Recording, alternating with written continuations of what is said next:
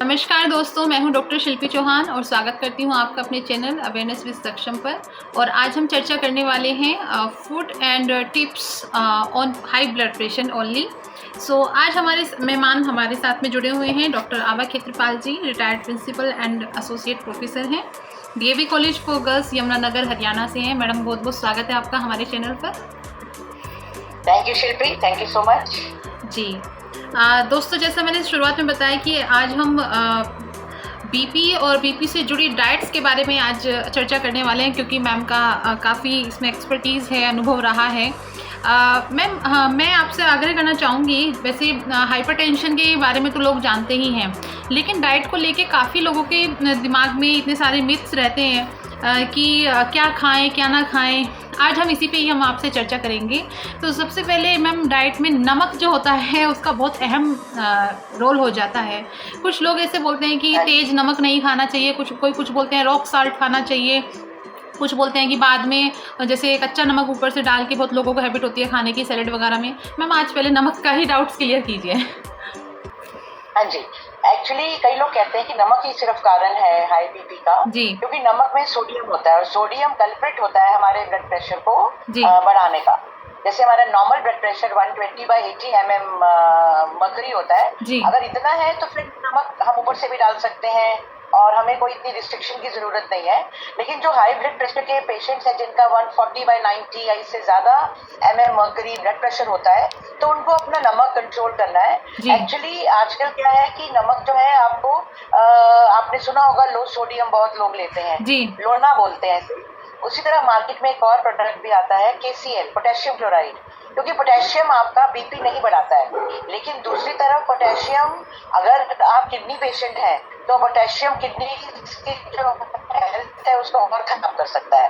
तो ये कहना कि नमक ही बीपी का कारण होता है, ये ठीक नहीं है, ये गलत है। हाँ, मुख्य कारण नमक है, लेकिन अगर हम आहार में बहुत सारे प्रोसेस्ड फूड ले रहे हैं, जंक फूड खा रहे हैं, पिज्जा, बर्गर, चिप्स हो गया, कोल्ड ड्रिंक हो गई, हमारा जो जीवन शैली है वो सीडेंटरी है, हम कोई एक्सरसाइज नहीं कर रहे, वॉक नहीं कर रहे, कोई योगा, कोई मेडिटेशन नहीं है, और हमारा जीवन में जैसे आप कहते हैं, आपको पता ही है आजकल स्ट्रेस कितना ज्यादा है, तनाव कितना ज्यादा है। तो नमक तो ऑफ कोर्स एक मेन कारण है ही सही, लेकिन इसके अलावा हमारा लाइफस्टाइल, सीडेंटरी लाइफस्टाइल, तनाव, ये भी हाई बीपी का कारण होता है।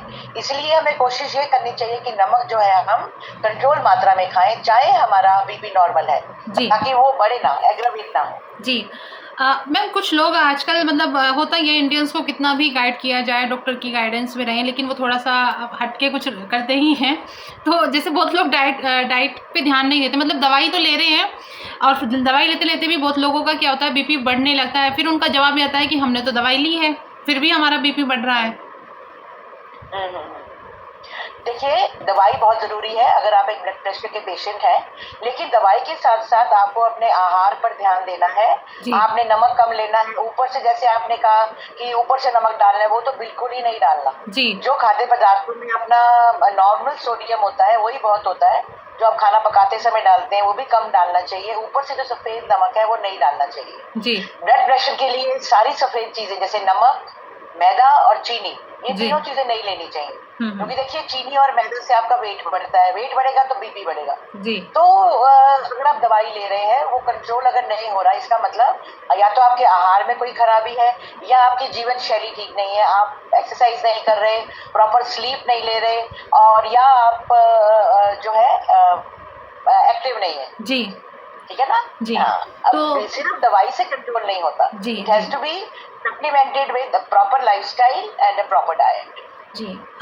मैम, जैसा अभी आपने स्टार्टिंग में बताया था, स्ट्रेस भी एक मेन फैक्ट रहा है, और स्ट्रेस देखा जाए तो आजकल की यंग जनरेशन में काफ़ी फल फूल रहा है।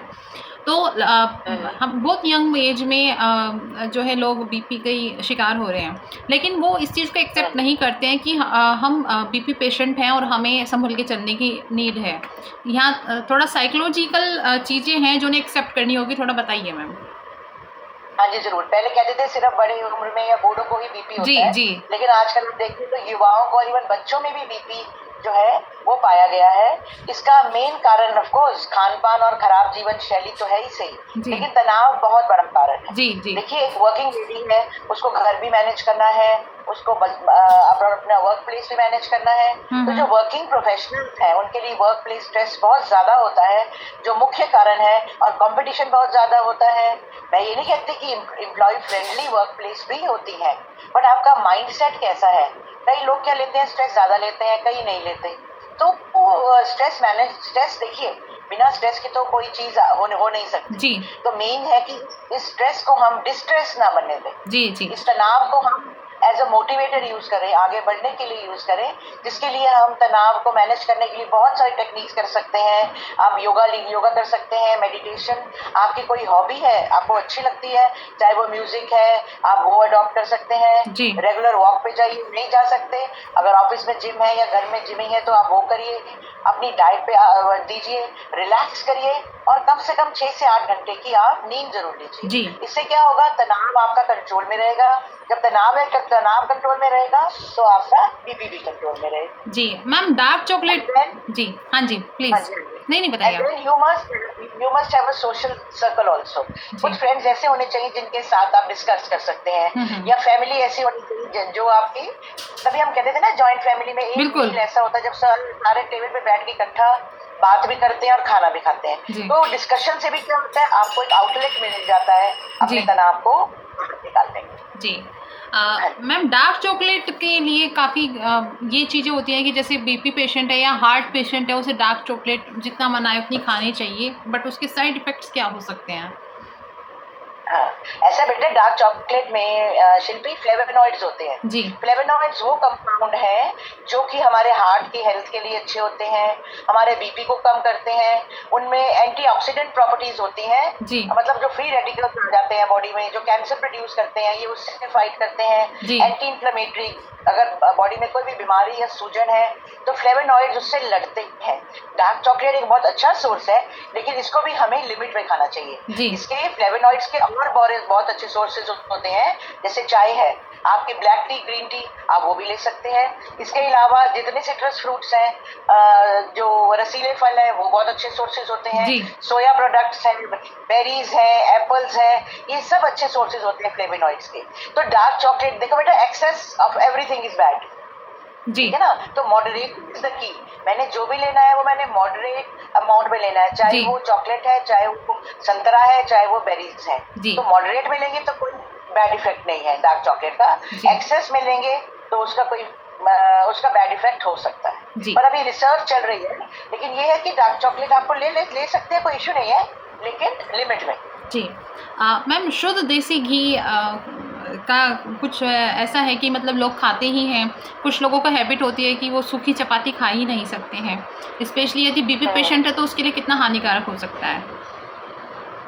देखिए, शुद्ध देसी घी हो गया या मक्खन हो गया, they are good sources of saturated fats, जिसे हम संतृप्त वसा कहते हैं, जो आपकी बॉडी में जाके आपकी धमनियों में या आर्टरीज में जम जाती है। अगर बहुत ज्यादा मात्रा में लेंगे और हार्ट प्रॉब्लम है तो इससे कोलेस्ट्रॉल लेवल बढ़ सकता है और बीपी बढ़ सकता है और हार्ट प्रॉब्लम्स हो सकती हैं। लेकिन अगर आपका बीपी नॉर्मल है, आपको कोई हार्ट की प्रॉब्लम नहीं है, आपका लाइफस्टाइल ठीक है, आप चलते फिरते रहते हैं, योगा करते हैं, मेडिटेशन करते हैं, तो आप एक दिन में 1 से 2 चम्मच तक टोटल आप घी ले सकते हैं। चाहे सब्जी में उसको डाल लीजिए या चपाती परांठी बनाते समय आप यूज कर सकते हैं। ठीक है, लिमिट, वही मैंने कहा ना, लिमिट कोई भी चीज जी लिमिट में सही है। जी लिमिट में ठीक है। एक्सेस में करेंगे तो फिर कोलेस्ट्रॉल बढ़ सकता है और बीपी बढ़ सकता है। जी हाँ जी। मैम, फल का थोड़ा इसमें बताइए। फल, वैसे तो फल खाना बहुत अच्छी चीज होती है, हेल्दी है, पर्टिकुलर कोई ऐसा फ्रूट है जो बीपी पेशेंट को फोकस रखना चाहिए? देखिए बेटा शिवानी, सारे फ्रूट्स अच्छे होते हैं, सिट्रस फ्रूट्स हैं, उसके अलावा सेब है, पपीता है, तरबूज है, खरबूजा है। एक बीपी के पेशेंट को वो फ्रूट लेना चाहिए जिसमें शुगर कम हो, क्योंकि देखिए नॉर्मली बीपी पेशेंट को डायबिटीज होने के चांसेस ज्यादा होते हैं। ज्यादा करके जो बीपी पेशेंट्स हैं वो 90% ओबीस भी होते हैं। जैसे आम है या अंगूर है, इसमें मीठा ज्यादा होता है तो इससे वेट बढ़ सकता है। ठीक है ना। अगर कोई भी फ्रूट खराब नहीं है क्योंकि इसमें फाइबर होता है, आप कोई भी फ्रूट ले लीजिए उसमें फाइबर होता है। आज फाइबर वाले और पानी वाले फ्रूट अगर आप ज्यादा लेते हैं, जैसे तरबूज हो गया, खरबूजा हो गया, या वो फ्रूट्स जिसमें पोटेशियम ज्यादा है, जैसे आपका केला हो गया, सेब हो गया, तो ये ज्यादा बेटर है एक बीपी पेशेंट के लिए एज कम्पेयर टू आम, चीकू, अंगूर। ठीक है। और कोशिश ये करें कि साबुत कच्चे फल खाएं, बनस्पत जूस के। अगर मैं जूस पीती हूँ तो शुगर लेवल एकदम एलिवेट होता है, जो डायबिटिक के लिए ठीक नहीं है। और एक बीपी पेशेंट के लिए भी जूस तो चलो ठीक है, लेकिन अगर वो वैसे साबुत फल खाता है तो उसको जूस के साथ तो उसको फाइबर भी मिलता है जी, ठीक है, और फाइबर बीपी को लो करने में हेल्प करता है जी।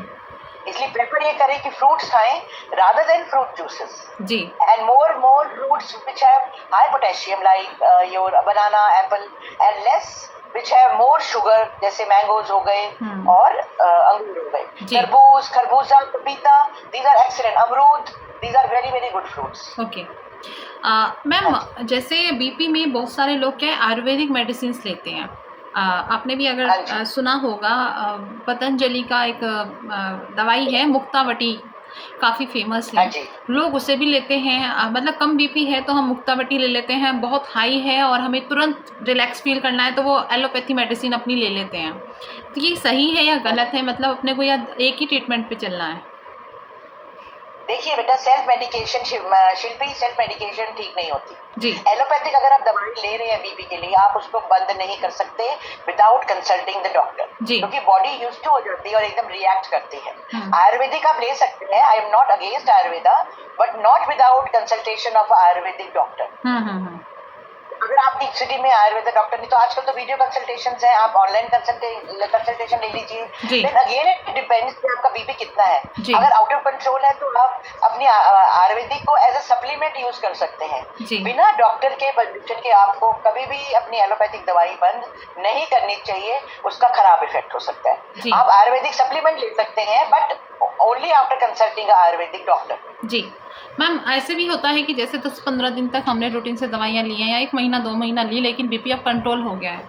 कुछ लोग ऐसे करते हैं कि अपना ट्रीटमेंट बीच में बंद कर देते हैं, दवाइयाँ नहीं खाते हैं, ये सोच के कि अब हम ठीक हो गए हैं, लेकिन बाद में कहीं उसका बहुत ज़्यादा उन्हें नुकसान उठाना पड़ता है। तो वो सही है या गलत हो सकता है? ये बिल्कुल गलत है। बिना डॉक्टर परामर्श के आपको अपनी शुगर की दवाई और अपने ब्लड प्रेशर की दवाई, हार्ट की दवाई कभी भी बंद नहीं करनी चाहिए। इसका बहुत खराब इफेक्ट आ सकता है। आप डॉक्टर को मिलिए, अपना टेस्ट करवाइए, रेगुलर चेकअप करवाइए। अगर आपको लगता है आप बेटर फील कर रहे हैं, डॉक्टर के पास जाइए, रिपोर्ट दिखाइए, और वो अगर आपकी दवाई रिड्यूस करता है तो वो धीरे धीरे रिड्यूस करके बंद करेगा। आप एकदम बंद मत करिए, and never do it without taking the consultation of a doctor, क्योंकि इसका बहुत खराब इफेक्ट आ सकता है जी। मैम, काफ़ी अच्छा आपने अनुभव हमारे साथ दर्शकों के साथ में शेयर किया है, और हम आशा करते हैं कि जितने भी आपने टिप्स बताए हैं, हमारे दर्शक यदि बीपी से परेशान हैं तो वो इस टिप्स को अपना सकते हैं, कहीं ना कहीं ये ज़रूर हेल्प करेगा। और आज आपने बहुमूल्य समय दिया, अपने अनुभव हमारे साथ में शेयर किए, अपने ज्ञान को साझा किया, उसके लिए मैम बहुत बहुत धन्यवाद। Not at all, my pleasure.